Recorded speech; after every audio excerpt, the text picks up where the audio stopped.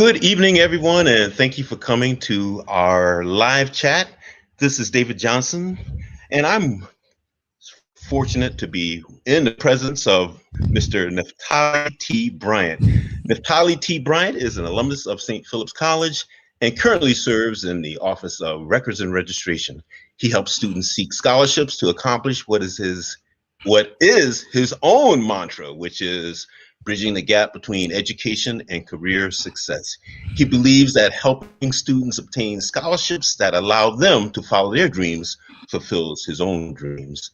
Neftali is an alumnus of Phi Theta Kappa International Honor Society and is its first 5-star member at St. Philip's College here in San Antonio. He is a founding member of the National Society of Leadership and Success at Northeast Lakeview College, a founding member of the Alamo College's Student Leadership Institute Project Leader Program, an alumnus of the Benjamin Gilman International Scholarship, and he was named Top 100 Leaders in Education in 2020 by the Global Forum for Education and Learning. Welcome, sir. Thank you for being here. Thank you for having me, David. How you doing? I'm great. What's the good word you have for us tonight? You cut out a little bit. I can barely hear you. What's the good word you have for us today? The good word is basically helping students to understand their power in education, and that even though it's a big conglomerate, higher education is, you're still the customer. And so I want to kind of show you how you can think like a customer and still get the education you want. Yes, as a matter of fact, our topic, education 2021 and beyond, how students can take back their power in higher education. What do you mean by take back their power? Most students that I encounter believe that they're almost victims to higher ed, and that that the schools basically runs them. And the school has a system, but it still needs a student. A school without a student is just a building with a bunch of teachers in it, right? And so you as a student make this thing go. And a lot of students just don't understand they have their power because they've been marketed that you need the school when the school really needs you. And so I just try to help students understand that part. Somehow I get the impression that you know this firsthand. I do. Tell us how you know this. So when I became a college student back in 2010, I decided to come to school because I knew I was going to get financial aid. That was the first reason why I went to school, not because I was trying to graduate, just because I was trying to get a check. And so I started getting that financial aid, started getting scholarships. And at the end, not only did I have, degrees, but I walked away with $35,000 in scholarships. So I actually got paid to go to school. And so it's something that I actually did. All those awards and everything, that was a lot of that came with money.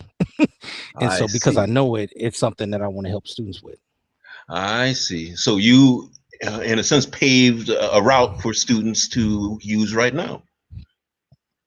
Yes, because the systems are all still the same. There's a little bit of changes in financial aid, but the tuition for like the area that I'm in right now, St. Philip's College, hasn't gone up.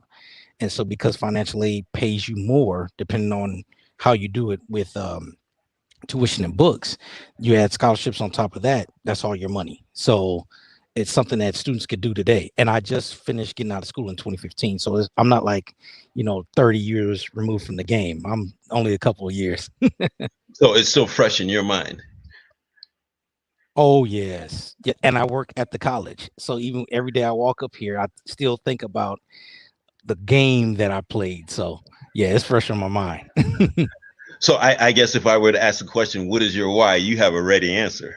Oh, yes, sir. Oh, yes, right. sir. What is it? Yeah, then? I keep one in my pocket. All right. What's your answer? What is your why? My why is to help impact generations and to be involved with people that impact generations. So everything that I try to do is either got to have an international component to it because I want to touch as many people as possible, or it's got to have a digital component because the one thing I want to do, the one place I would want to see is my funeral. I know that's weird, but I want to see how many people that I touched. And a lot of times you won't know during your life. They show up at your funeral to honor you. I've always said that the the best gift a teacher could receive is when a student comes back and say, "Thank you, this is what you did for me." Yes, there's not another paycheck big enough for that. I was recently asked what would be my dream position in education, and I said legacy, because I would be remiss, and I would be almost arrogant to try to put a title on it, because a title may not house how impactful I want to be. Great. Well, thank you for being here. I guess we should mention that Hmm. Educational Innovation 360 is the brainchild of Cassandra Williams, and I'd like to thank her for allowing us to use her platform. So, how about we jump into your four topics for today: purpose, paying for college, understanding Okay. college majors, and networking. Let's start with purpose, sir. Okay. Well, with purpose, it's basically most students that I've talked to, they know they have to go to college. They don't know why. So they're just being pushed to go. So when I talk to a student, it's about, what do you want to do ultimately with your life first? Let's establish that. And then let's start aligning everything with your life to that, including college. Before we even talk about a major, let's find out if college is going to be an asset. Now, it should be for most people, but if you're trying to be a millionaire teacher, that may not work based off of your compensation. Now, some investing and you can do with some other stuff, but if it's not aligned, then what you wind up doing is you wind up taking out too much loans, you wind up changing your major, and you wind up being more miserable after college than you was when you went in it. And I believe the student loan debt crisis is more than just the trillions of dollars. It's the millions of students who have pieces of paper they paid for that they're not using. Or in some cases, they don't even have the paper because they dropped out, unfortunately, dropped out or ran out of money or stopped out before they finished the degree program. Hmm. And that happens a lot of times because, depending on your age, depending on your experience, if you have an experienced life, then in college you come up with an epiphany. It's almost built in the atmosphere to for an awakening. The problem is, if you haven't discovered the awakening before you get to college, we charge you for it. So it's free before you get here, but it's an expense when you get here.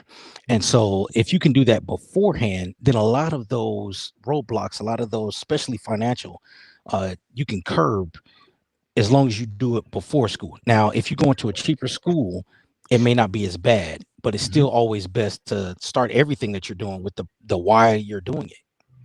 Well, how do you help students answer the question of their purpose for attending college? Several things. I have them go through like personality tests, Myers-Briggs, strength finders. I have them literally like sit there and think. We don't have the time to think a lot, or we'll see a bunch of stuff on Instagram and just say that's what I want to do. No, no, no, no. What do you actually like to do for free? If nobody ever paid you, what would you do? Now, how can we align your life to do that, but still get paid for it? Because you still got Well, to eat. what's more important, aligning themselves with their strengths, their talents, their abilities? Is that more important, or is aiming themselves toward a particular occupation or profession more important? I would say alignment, because what winds up happening is, if you align it right, you have a little less life stress. And when I mean aligning, I mean like aligning. Now I'm talking about the college part, but hopefully after you've dealt with me, then you understand that you have to have the right friends alignment, the right relationship alignment, the right city alignment, the right state, the right compensation. Um, Everything to be aligned right. Now you can aim for it and there's nothing wrong with it, but there's too many tools out there to get that alignment, or at least as close as you possibly can, starting off, to where at least Hmm. you have a GPS. And so a lot of students just don't. They're just told, go to school, you have to go to school to be successful, and you don't. It can help, but you don't have to. And so if you're going to, let's just do it the right way. Well, Naftali, I graduated high school some years ago, but I recall taking some sort of assessment that would help me figure out where to aim myself after graduating Mhm. from high school. Don't students still take some sort of assessment in high school? Some do, but a lot of the thing that's going on with the K through 12 is that they're starting to, with administration, with the government, they're starting to try to make their numbers commensurate with them graduating from high school and immediately getting into college. So if you're a counselor, do you take a student and have them find out what's best for them, or you're getting paid off of the number of students you're putting in college? So what's the fast track? Do you sign them up for FAFSA, for financial aid, or do you sign them up for something that's going to be great for them? You're going by your own numbers. So you're almost, I hate to say it, hurting them through. And then two, at 18, 17, 16, do you know what you want to do with the rest of your life? So why do we push them? So part of the question is, are you even ready for this? Have you lived a little bit of life? You know, because college is a different beast. It's okay if you have a program for it, but if not, it's a different beast. And you could come out more depressed and more broke because you're an 18-year-old listening to a bunch of adults who have lived a life and realize why you should go. Well, you've got to understand that first. So I've made a couple of parents upset and say, hey, listen, you as a child need to wait. I know you don't understand gap year and everything, but you're headed for disaster.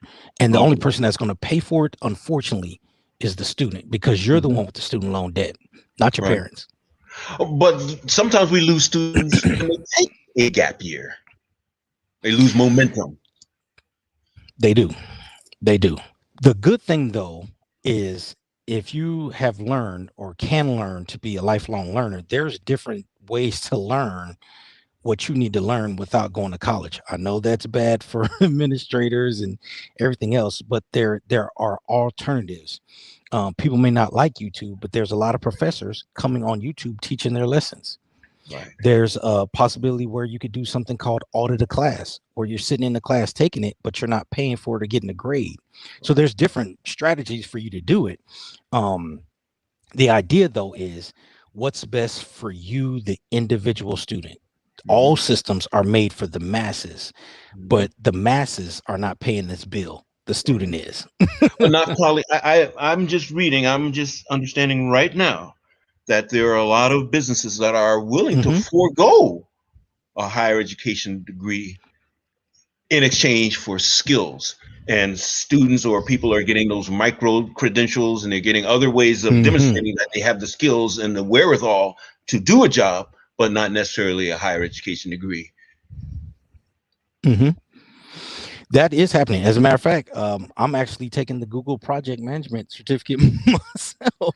And the reason why I took it and the decision I made was I literally sit things down, and it was either go back to school and finish out a degree, or for $300, do I get this? And because it's Google, and because there's a different job searching and all that other type of stuff you get with that program, it seemed at face more advantageous than going back to college in the structure that was. And so that may be a route. I mean, you still have to pay for it depending on how you do it. That may be a route. You may ultimately want to come back to college because it's bigger than just classrooms. You'll find out that you meet lifelong people. I had the opportunity to study abroad in Asia. I would have never had that opportunity had I not been in college. So my first foreign overseas adventure or trip, as you could say, was because of college. So there are some great things in college. The problem is that if you don't know how to do it right, you know, it can affect you for the next 40 years. Something that only takes you 4 or 5 can help or hurt the next 40 years of your life. And there are a lot of people that have not recovered from that issue. I guess that leads right into our next topic, paying for college. When you're saying that people will wind up paying for it, you're speaking of the debt that they might accrue if they attend school and not get a degree. So let's talk about paying for college then. Well, one of the things that I didn't put it on the slide, one of the things that can help with paying for college is choosing the right school. And so how you can do that is, I tell students all the time, if you've got a full ride scholarship to wherever, go. There's not even a conversation. If you have 2 or 3, then okay, we can talk about it. But if you got a full ride to, I don't care where it's at, then you go. If you don't, and you have a dream school, then you have to really think financially. You have to think of this thing as a business financially. is it smart to go my first 2 years to this school? Or should I come somewhere like a St. Philip's College where the tuition is far less cheaper, the fees are far less cheaper, and you're getting the same exact class? English 1301 is English 1301. But if you can get it for $300 as opposed to 3,000, so part of it is choosing school. I mean, choosing the right school. Then the second part is a lot of students, they just don't apply for scholarships. And you'd be shocked how much scholarship money goes to waste, not because students are qualified, because what I found out in my journey, some of these organizations have to get rid of the money and they just need a student. They have 9 students, they need 10. They don't care about the essay. But I thought And so a every lot of student was students just don't required to apply. complete the FAFSA. Say that again. I thought every student was required to complete the FAFSA. In some aspects and some programs they are. So like for instance, we have a program called Alamo Promise that is helping students come to Alamo colleges, all of them completely free, where there's a gap thing to where depending on how much you have left, somebody's paying for it. In those instances you do, but the normal student walking in, no.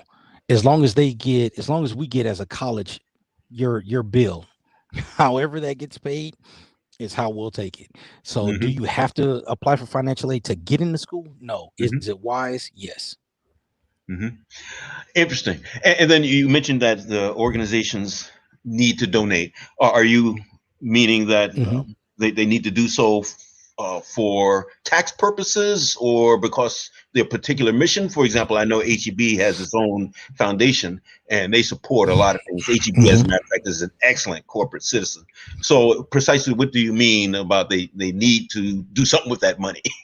Basically the tax implications. If you're a foundation or you're a nonprofit, things of that nature, depending on how you structured it. If you've got a scholarship fund and soliciting funds to distribute to students, then you've got to distribute the money. What happens though sometimes is that the distribution comes off of an amount of applications. So let's say you need to award 10 students, but you need 30 applications to then award 10 students. What happens is they don't get the 30 applications, so they can't award the 10 students. So I'd always tell students, I understand what the criteria says, but you'd be shocked how many times you can look up and just apply and you get a scholarship you had no business getting, because I had at least 3 or 4 I had no business getting. Now you say scholarships are not hard to get. What do you mean by that? I know some stories about the kinds of scholarships that people create for specific students. I have scholarships that I created and they are designed for a specific type of student. So what do you mean by scholarships are not hard to get? A lot of students go through what I call scholarship psychology. So whenever a student receives it, we normally parade that student. So it's normally, depending on what that scholarship is, it's the upper echelon of students. So the average student thinks, oh, well, I don't have the 3.0 or the 4.0 GPA, I can't get it. What they don't know is that at a lot of colleges, including the Alamo colleges, we have a general scholarship fund where all you have to have is a 2.0. And so you're a C student thinking, there's no way I can apply for scholarships, when you're missing out on an opportunity to get a scholarship to where you fill out one application and there's literally 30 different separate ones that are housed in there that they'll put you with one of those. They're trying to match you with money. Now it could be small. It could be $50, $250, $1,000, but every dollar you don't have to spend is a great dollar when it comes to education. And so I tell students all the time, it's not as hard. And then too, a lot of students get hung up on the essays. And I actually rank scholarships. As a matter of fact, I'm ranking some, if not next week, the following week. And what you'll find is it's not English teachers that are reading your essays. It's business owners, volunteers, and they're looking for your story. We can fix the punctuation. But if you've got a student that is raising their younger siblings, their mother's got cancer, and they're trying to go to school full time, that student is going to get a scholarship. Somebody is going to give it to them. But if you don't write the essay, we don't know your story, we can't reward you for your life. And so I always tell students, apply for scholarships. They're far easier than you think. I have sat on many a scholarship committee, and I know exactly what you mean. And actually, there's a certain unfairness that's built into it, but that's a different story. Hmm. I won't take Hmm. you there now. Would you like to talk about networking for a Hmm. while? Yes. So one of the reasons why I was so successful was in my collegiate career, I was mostly online student. So I wasn't on campus at all. Like I didn't go for anything. My books and everything got sent to my house. Well, I joined a student organization. Once I joined that organization, then I started meeting other people. I started understanding about other opportunities. And with those opportunities, there were scholarships that were separately. I started getting awards and I started traveling more. And what I learned was that when you come to college, it's the people you meet in your classroom, your professors, and who you run into in the hallway, networking wise, that can differentiate you between you and somebody else. It could be a thousand people studying business management, but the person who knows the CEO has got more leverage than the student that has a 4.0.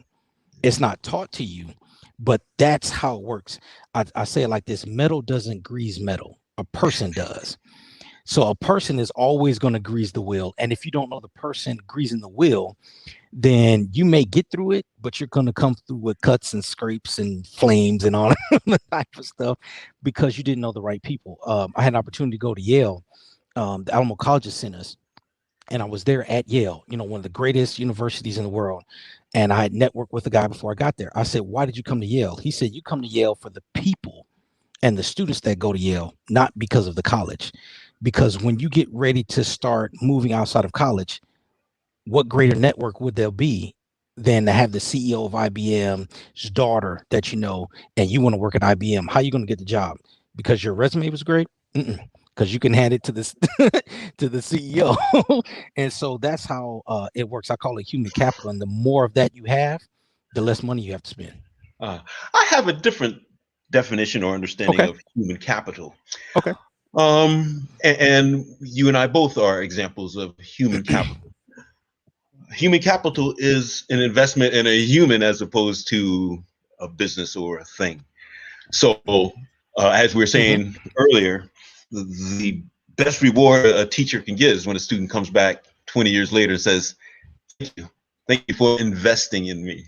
Hmm. So when I hear human capital, that's the picture that comes to my mind, that someone believed in you, believed in you enough that he or she was willing to invest his time, Hmm. invest her love, invest their support so that you could be successful. And then that one day, 20, 30 years later, come back and say, this is the payoff for your investment in this human capital. Right. Your thoughts, sir. Your thoughts. Right. And that I think of it the same way. So when I tell students to network, I tell them, think of people who you can serve first before you want to be served. So like when you're getting ready to connect with somebody, especially on a platform like LinkedIn, what do they have that you can push out, and you push it out first? You introduce yourself, say hello, all that type of stuff. What do they have that you can push out? And you let the relationship build Mhm. to where you get an opportunity to then receive from them. Mhm. But you're thinking sowing of seeds before you're thinking reap and harvest. Okay. Because Well, I want to touch that. Are you suggesting a Mhm. one-way street or a two-way street, my friend? I think in order for both cars to go in their right direction, it's got to be both going and coming. So it's a two-way street. It's just a matter of who's at the stoplight, who's got the green, and who's got the red. So that's the best way I would say it. Okay. It That's still works cool. out the same way, but I think if you don't stipulate that, then what you wind up doing is creating a bunch of college leeches, college student leeches. And what they wind up doing is thinking that they're supposed to just go out and siphon from people instead of saying, "Hey, listen, I just want to be around you. I think you're an awesome person. What can I do to help you?" And then if I get something from you, great. But I believe in the notion that you reap what you sow, not where you sowed it. So if you Ooh. put that seed out somewhere, you're going to get a harvest somewhere. It Mhm. doesn't necessarily have to be where you actually planted it. Mhm. Okay. All right. How about the business of education? We have business of education italicized there, and I believe we have it italicized for a particular reason. So let's hear your reason. Well, the reason is once you get into higher ed, you've got to think like a business person, regardless of what you're studying, because the dollars come before the textbooks. And if you don't pay for that class, we'll let you take it for a couple weeks, get good and comfortable, and then kick your tail right on out of it because we haven't gotten our money. So if you understand that it's a business first, it's not like high school. High school had it as well. It's just that you weren't directly involved in it. There was property taxes and some other stuff. So if you understand the business part and you think of it almost like a restaurant, fast food is normally not good for you. So if you're rushing yourself in there, you may get fed, but you may suffer years later. The best meals are the ones you sit down and you take your time, you order what you want, that type of thing. And so you've got to think about school that way. Now, most of the time, we're trying to put you in a pathway. That pathway is to get you out of school faster. And on its surface, it's great, but it's really more lean to the college than it is the student. Right. If the student, understands the business of education, that they're going to put me in this institute, they're going to put me in this path, then let me figure out and finagle before I get herded down this fence, then it's better for you. That's the business of education. It's dollars before it makes sense. And you got to know that part. You got to know that if you decide to have an epiphany and change your major, you've got to know that we're going to charge you for that. You've got to know it. It's not, we love you. We do, but we're still going to charge you for it. All right. So you touched on some sensitive topics for me. You touched some sensitive topics. And of course, I understand the business of education. Okay. You got to stay in business. Higher education must pay its bills too. I have a bias for public schools, public higher education, in part because of the concept of human capital.